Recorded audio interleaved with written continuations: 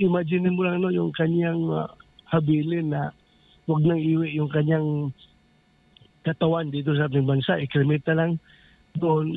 Para bang that is very revolting on his part, no? Para bang that is a protest na para bang sabi niya, ay kayo naman mga kababayan kong Pilipino, hinayaan naman yung akong ikulong dito, dalhin dito, hindi niyo ako mahal, wala kayong pakialam sa akin, sige na lang, hindi na lang ako mag-uwi dyan na buo ng katawan ko, kahit napatay na, no? Pero hindi buo yung katawan ko na iwi dyan, kaya abo na lang ang iwi dyan, hindi na yung katawan ko para wala kayong you will be deprived of the chance to mourn sa aking pagkamatay. Parang ganon yung dating sa akin eh.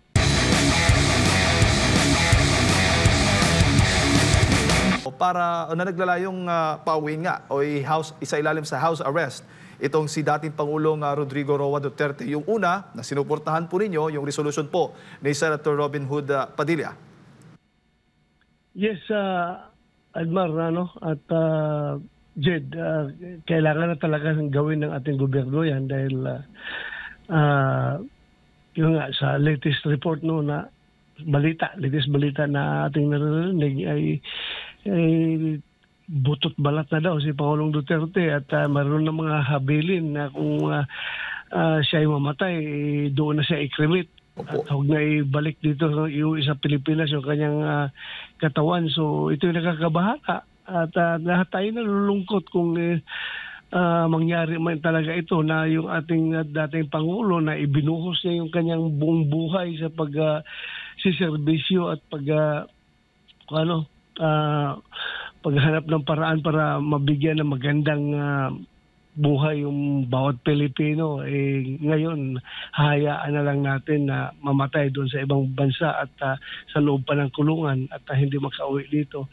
Nakalungkot po. Ang hirap isipin. Kung marami po yung nalulungkot at nababahala, yung Malacanang naman po, yung pahayag ni Jose Claire Castro na mag-exercise na lamang, mag-exercise na lang si dating Pangulong Duterte, kaugnay nga dito sa health condition niya. Ano naman po yung dating para po sa inyo, Senator? Isang malaking kabastusan yun, no? Yung sinasabi ng babae na yan, yung gano'n na pananalita, no? Na napaka-insensitive at napaka-arrogante at talagang balasubas na sagot yun. Hindi po yun dapat ang sagot sa isang babae pa naman siya na naturingan. Kung makapagsalita ng gano'n ay parang napakabastos talaga. Hindi ko I don't comment yung mga pinagsasabi niya kasi nakakakuan talaga, kumukulo yung dugo ko. Pero wala talaga parang siyang hindi taga-gobyerno, no? Anong klaseng gobyerno kung yan ang ganyan klaseng magsalita, yung tagapagsalita ng ating gobyerno, it represents the kind of government that we have. Opo. Napakawalang puso, napakabastos, napaka-evil kung ating pakinggan, no? Kung ikaw ay isang tao na tumitingin ng pagrespeto sa matatanda na may sakit, napaka-evil yung dating na mga sinasabi niya. Opo, Senator. Yung resolusyon ho ba? Kasi marami po nagtatanong, papaano po, ano bang kapangyarihan ng resolusyong itong inihain dyan sa Senado sa pagpapauwi, na kayang pauwiin kung baga ang dating Pangulo, considering na itong mga pahayag ng Palasyo ng Malacanang, may naririnig ho ba kayong willing din po silang mag-participate o makipag-ugnayan po sa mga kinauukulan para mapauwi dito? May effort ho bang nakikita po ninyo na pabalikin dito si dating Pangulong Duterte? Yung namang power ng isang resolution ay ang kanyang yung kanyang effect is diyan makikita yung respetuhan at kooperasyon ng bawat equal branch of government ng ating gobyerno. co-equal branch of government. Kung respetuhin nila yon, yan ay nagsasaad ng sense of the Senate. Ano yung intention ng Senado na urging the government to facilitate the immediate repatriation of the former president to our country. So kung yan ay kung sila ay respeto sa kanilang co-equal branch of government at bibigyan nila ng weight yung sense of the Senate, then sana gagawa sila ng action according to the sense of the Senate. No? We are urging them to cause the immediate repatriation of the former president. So, sana kumilos din sila.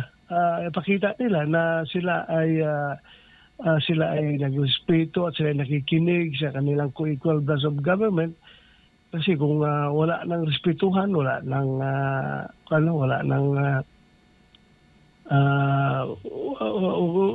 kung hindi natin bigyan ng kortesiya, respeto yung ating co-equal branch of government, ay parang wala na namamatay yung ating essence of democracy.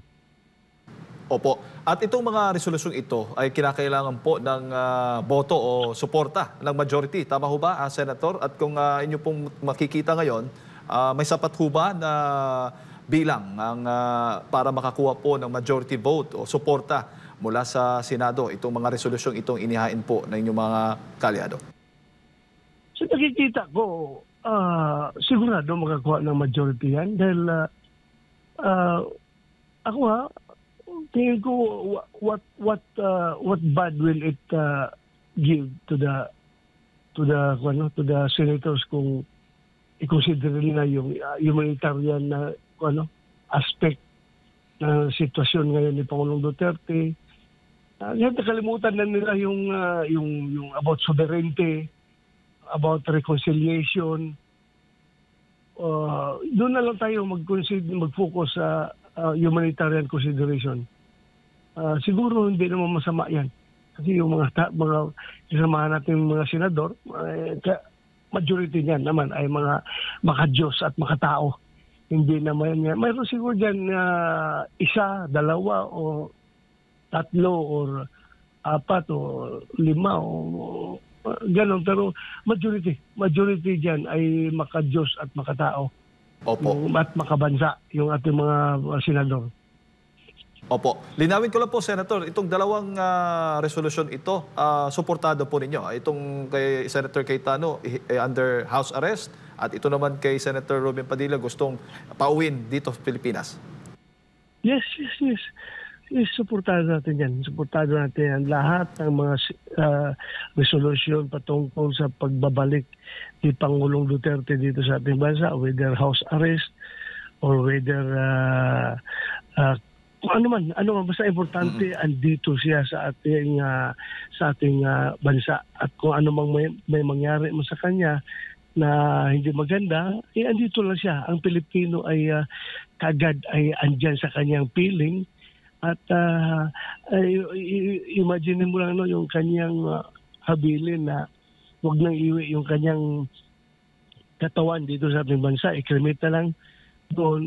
Para bang that is very revolting on his part, no? Para bang that is a protest na para bang sabi niya, ay kayo naman mga kababayan kong Pilipino, hinayaan naman yung akong ikulong dito, dalhin dito, hindi niyo ako mahal, wala kayong pakialam sa akin. Sige na lang, hindi na lang ako mag-uwi dyan na buo ng katawan ko, kahit napatay na, no?